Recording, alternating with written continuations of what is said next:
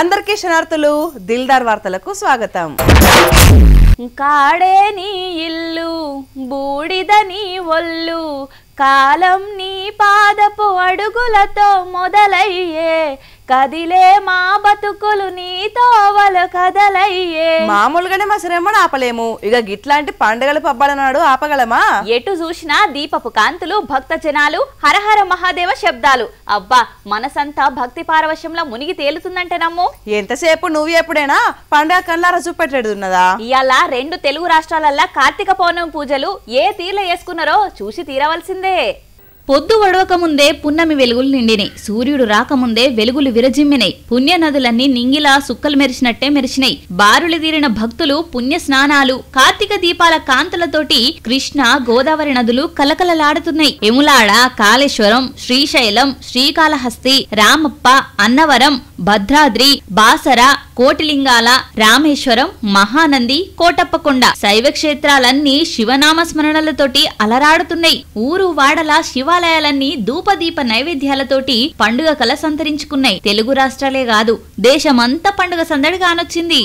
కార్తీక మాసం అంటే శివునికి ఇష్టమైన మాసం. ఈ పవిత్ర మాసంలా దీపాలు ఎలిగించి ఆ శివుణ్ణి ప్రసన్నం చేసుకుంటున్నారు భక్తులు. కార్తీక పౌర్ణమికి పూజలు చేస్తే ఏడంతా చేసిన పుణ్యం కలుగుతుందని, ఆ శివయ్య అనుగ్రహం లభిస్తదని నమ్మిక.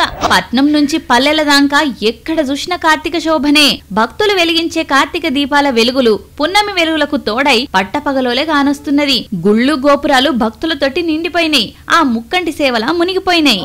నా చిట్టి చేతులు చక్కని రాతలు నేర్వలేదయ్యో, నా సంకన మేడితో సాలిరువాలు దున్ని నానయ్యో. ఈ ఏడుపు ఇప్పుడు ఏడిస్తే ఏం లాభం? అప్పుడు బడికి పోమంటే పానాదుల పొంటి తిరిగితే ఇప్పుడు ఇటువంటి పాటలు వాడాల్సి వస్తుంది. అమ్మా కలెక్టర్ అమ్మా, నువ్వు ఆగుతావా జరా? నేను కలెక్టర్ ఎందుకు గాలేకపోయినా నీకు తెలుసా? ఎందుకు? పరీక్ష నాడు పెన్నులు ఇంకా అయిపోయిందా? కాదు, మా వాళ్ళు అక్షరాభ్యాసం చేపేలే. నాకు ఉన్న ఫలంగా కలెక్టర్ స్పెల్లింగ్ చెప్పరా? బిల్ కలెక్టరా, డిస్ట్రిక్ట్ కలెక్టరా? ఇంతకన్నా దారుణాలు వినలేను. వార్త వేయండి సార్, ఆ వార్త వేయండి. అయ్యో బుజ్జి, నీ ఈడోళ్ళంతా బడికి పోతే నువ్వేంద్ర పత్తెరబోతున్నావు అని అడిగితే అస్సలు ముచ్చట తెలిసింది. నేను ఎమిగనూరులో యాదవ్లో చదువుకుంటున్నాను, కేజీబీలోన.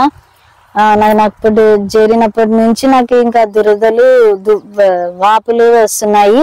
అందువలన నన్ను చదువుకుంటున్నాను. ఈ పని ఇష్టం లేదు నాకు. ఎమిగనూరులో ఈ కేజీబీలో నాకు సీడీ ఇస్తే నేను బాగా చదువుకుంటాను. నాకు కూలిపోయేది ఇష్టం లేదు. అంతా అధికారులు చేయబట్టేనట. పెన్ను పట్టాల్సిన చేతులు పత్తి తీసే పరిస్థితి తెచ్చిండ్రు. కర్నూలు జిల్లా సొగనూరట వీళ్ళది. పేరు నివేదిత. ఆదోని కేజీబీవీ స్కూల్లో 6వ తరగతి సీట్ వచ్చిందట. కానీ ఆడ ఉన్నన్ని రోజులు బుజ్జికి అస్సలు పడలేదట. చర్మ సంబంధ వ్యాధులు వస్తున్నాయని దగ్గరి పట్ల ఎమ్మనిగూర్లా సీటు ఇరిసారనంటే పట్టించుకున్నోళ్ళ లేరట. ఇక ఏసేదేం లేక గిట్ల పొలం పనులకు పోతున్నది. అయినా గిట్లాంటి చిన్న చిన్న కారణాలకు పిల్లల్ని చదువుకు దూరం చేసుడు ఎంతవరకు కరెక్టు? అధికారులు పట్టించుకొని అడిగిన కాడ బుజ్జి చదువుతా అన్న కాడ సీట్ ఇస్తే చదువుకు దూరం కాకుంటుంటది కదా.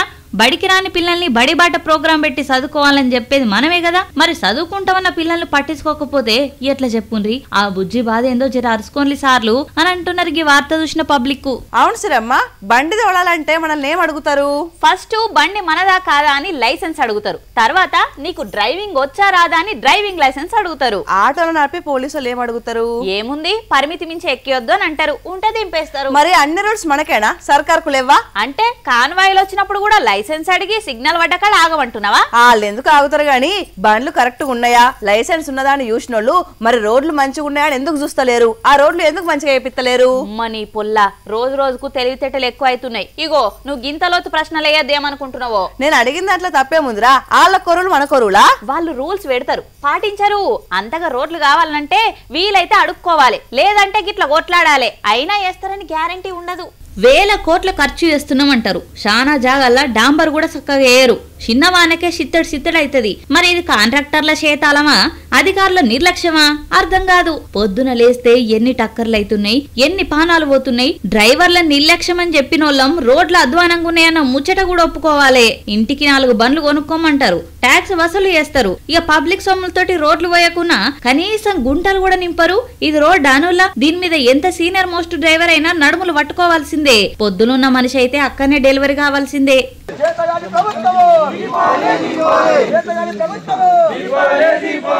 వికారాబాద్ రోడ్ల దుస్థితి యూడుండ్రి, మా పరిస్థితి ఆలోచన చేయుండ్రి అని ధర్నాకు దిగిండ్రు. ఈ రోజుల్లో ఆపతొస్తే అందరి దగ్గర వాహనాలున్నాయి, కానీ వీటికి తగ్గట్టుగా రోడ్లే లేవు. ప్రమాదాలు జరగంగానే వాళ్ళ మీద వీళ్ళ మీద దోసుడు కేసులు పెట్టుడే గాని రోడ్లు ఓపియనందుకు ఎన్ని కేసులు పెట్టాలి సార్లు మరి?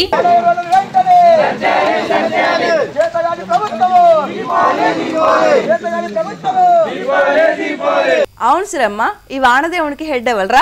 ఇంకెవరు? ఇంద్రుడు. ముందుగాల ఆయన మీద కేసు పెడదాం. ఫిర్యాదులు తీసుకునేదే ఇంద్రుడు, ఆయన మీద ఫిర్యాదు ఏమిస్తావు? ఆయన ఎందుకురా? అరే, ఏ ఉద్యోగికైనా రోజుకి ఇన్ని గంటలు పని అని ఒక రూల్ ఉంటది కదా. వీక్ ఆఫ్లు ఉంటాయి, పండుగలు పబ్బాలకు కూడా సెలవులు ఉంటాయి కదా. నువ్వైతే సెలవులు లేకున్నా తీసుకుంటావు కదా. మరి వానదేవునికి ఎందుకు సెలవు ఇస్తాడు ఇంద్రుడు? అరే, ఆయన డ్యూటీ అయిపోయి 2 నెలలు అయింది, అయినా కూడా ఏదో ఒక చోట వెట్టి చాకరీ చేపిస్తున్నాడు. ఓష్, అదా సంగతి. ఏం చేద్దాం, ఆకాశంలో ఉన్న మేఘాలు మొత్తం గరిగేదాకా మనల్ని ఇడిచిపెట్టేటట్టే లేడు. అదే అనిపిస్తున్నది. వరంగల్లో చూడు, ఆకాశానికి తూట్లు పడ్డట్టే పడ్డది వాన. మొగులకు తూట్లు పడ్డట్టు అంటారు కదా, ఇది అదే అన్నట్టు. మేఘం గరిగింది అని ఇన్నాం గాని మేఘం వేలింది అని ఎన్నడూ ఇనలేదులా. ఈ నడమనే వింటున్నాం. అన్ని కలికాలంలోనే మోపైతున్నాయి. వరంగల్లా మేఘాలు వలిగి ఇగో ఇట్లా కుండపోత కురుస్తున్నది. ఎప్పుడైనా ఆంధ్రకు తుఫాన్ తాకిడి ఉండేది, మునిగిన చెన్నై అని వినేది. కానీ ఏడు తెలంగాణలో కూడా తెంపు లేకుండా చంపుతున్నది. పంటల సంగతి మర్చిపోవాల్సిందే. ఈ ఏడు 3 రోజులు కూడా కాలేదు, అప్పటి బురదనే ఇంకారలేదు, మళ్ళీ అందుకున్నది. అది కూడా అప్పట్లా మేడారం తడవ అడవుల కురిసినట్టు భూపాలపల్లి జిల్లా లెంకలగడ్డల కాడ క్లౌడ్ బరెస్ట్ అయింది. ఈ తుఫాను 2 కిలోమీటర్ల మేర 20 ఎకరాల పత్తి, 10 ఎకరాల మిర్చి, 10 ఎకరాల వరి పొలం అంత మొత్తం నేల మీద వాలినాయి. ఇక అడవిల చెట్లయితే ఏ కొమ్మ కా కొమ్మ పుట్టిరిగినాయి. గాలివాన బీభత్సానికి అడవంతా ఆగమైంది. ప్రేమ ప్రేమ ప్రేమ ప్రేమ ప్రేమ ప్రేమించడం నేరమా? నేరమే. పెంచి పెద్ద చేసిన అయ్యవని కాదని ఎట్లా ప్రేమిస్తారు?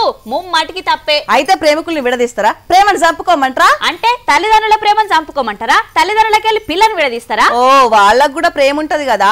ప్రేమికులుగా వాళ్ళకి ఎట్లా ప్రేమ ఎంత కరెక్ట్ గా అనిపిస్తుందో, కని పెంచిన తల్లిదండ్రులు చేసేది వాళ్ళకు కూడా గట్లనే కరెక్ట్ గా అనిపిస్తుంది. పోరగాళ్ళేమో ప్రేమ దోమ అని అంటారు, పెద్దోళ్ళేమో నో నెవర్ నహి అని అంటారు. వాళ్ళని తప్పనిలేము, వీళ్ళను తప్పనిలేము. అయితే తరతరాలుగా గిట్లా లవర్స్ కి పేరెంట్స్ కి మధ్యలో యుద్ధం జరగవలసిందేనా? అంతే మరి. తెలుగు సినిమాలు మారినాయి గానీ జనాలు ఏం మారతలేరు. సొంత బిడ్డనే కిడ్నాప్ చేసిర్రు తల్లిదండ్రులని పోలీస్ స్టేషన్ లో కేసీఆర్ పొద్దటికెళ్లి పొట్టు తిరుగుతుంది.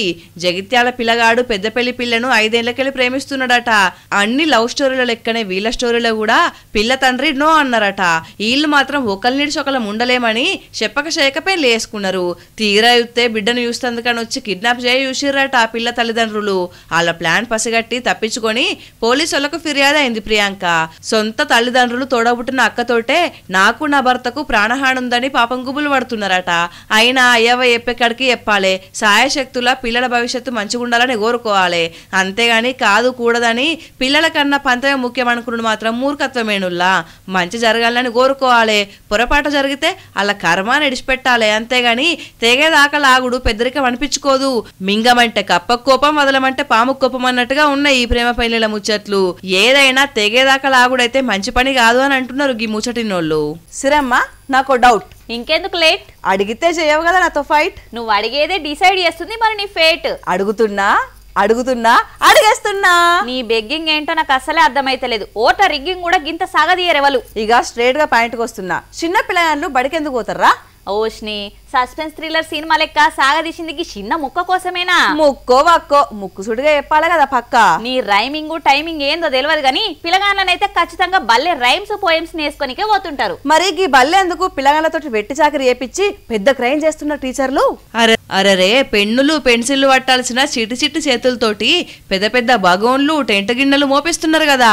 మోయలేనంత బరువుల్ని బలవంతంగా తొవ్వ నడుమిట్లా ఎత్తుకుంటా దించుకుంటా మోసుకోవారు పిల్లగాళ్ళు. పాపం చెప్పిన పని చేయకుంటే సార్లు ఎక్కడ తిడతారో కొడతారో అని ఆపసోపాలు పడ్డరు పాపం.